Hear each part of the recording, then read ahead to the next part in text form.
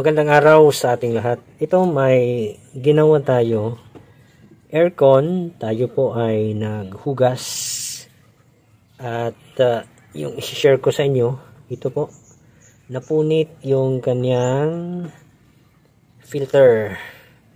Nangyayari ang ganito pag pinipilit natin tanggalin yung filter mula dito.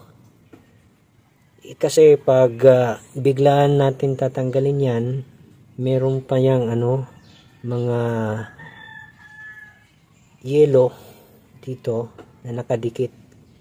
Siyempre, pag meron pang yelo iyan o nagiyelo pa yan, ang tendency ay hindi kaagad matatanggal. So, pag pipilitin natin tanggalin, ito yung nangyayari, napupunit. Okay, so ang best solution dito talaga, tayo po ay magpapalit ng air filter. Pero syempre, kung walang available sa lugar natin at kung o-order tayo sa online, medyo matatagalan pa at hindi naman pwede na gagamitin natin yung aircon na walang nakakabit na ganito. Kasi ang purpose kung bakit may air filter, para yung alikabok ay dito lang siya maiipon, hindi siya papasok dito. Kasi pag pinasok na ito ng alikabok, ang mangyayari niyan, hihina yung lamig ng aircon dahil napakadumi nito. Siyempre, maayos lang yan kung gagamit tayo ng pressure washer, i-spray natin yung dumi dito. So, bale, ang isi-share ko sa inyo, paano mag-DIY tayo na ayusin itong air filter habang tayo ay nag-order ng bago.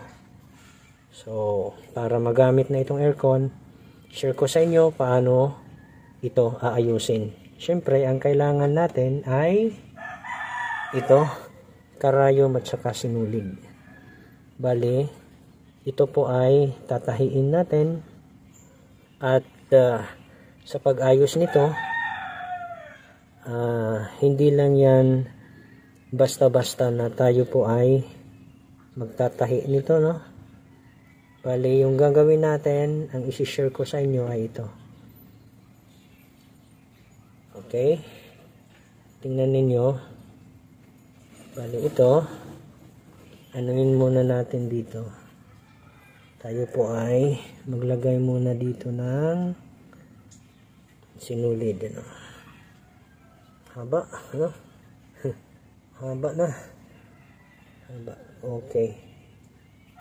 Hinabaan ko talaga yan para hindi na tayo So, ayan, ano na natin, tataliin natin ito. Magkaroon tayo dito ng lock. Okay. May natin. Ito. Huwag natin higpitan kasi mapuputol yan. Tapos, anuin natin yan mamaya ng gunting. Sunod na gagawin, ito, tatahiin natin dito banda, pero papadaanin natin yan sa gitna. Hindi po natin papatagusin doon sa likod, gaya niya, no? Papadaanin lang natin yan sa gitna, yung sinulid. Okay, hugutin natin ito dito. Haba masyado. Okay lang. At least na kikita ninyo na i-share ko sa inyo ano yung ginagawa natin. Ayan o. Okay. Ayan. Tapos ito pwede naman dito tatagos yan doon sa kabila. Ayan. Okay. Ganyan po yung pag repair ng ganitong air filter. Ayan o. So, tingnan natin maigi. Hindi yan tumatagos dito. Pinapadaan natin siya sa gitna. Ayan. Okay, so, bali ito po yung gagawin natin para ma-repair natin itong air filter. At least na ipakita ko sa inyo, no? Paano ginagawa.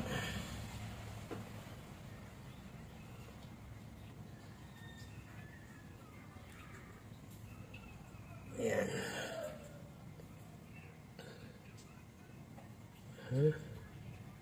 Ayan, o.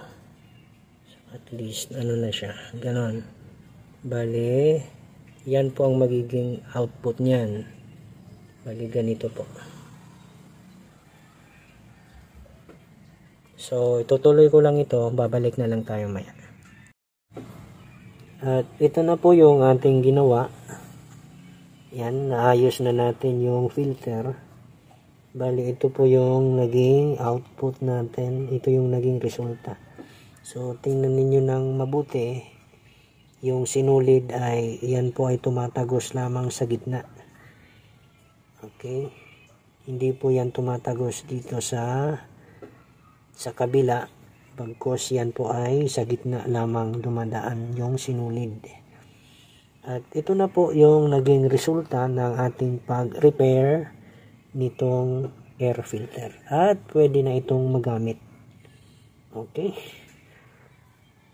So, actually, nag-order na ako nito pero medyo matatagalan pa. After 1 week pa yung pag-aantay natin bago dumating. So, ito gamitin natin.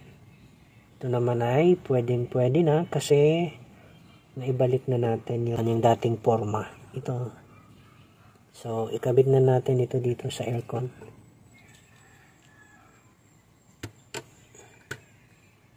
Yan. Kabit na natin dito. Yan. Fit na. Yan.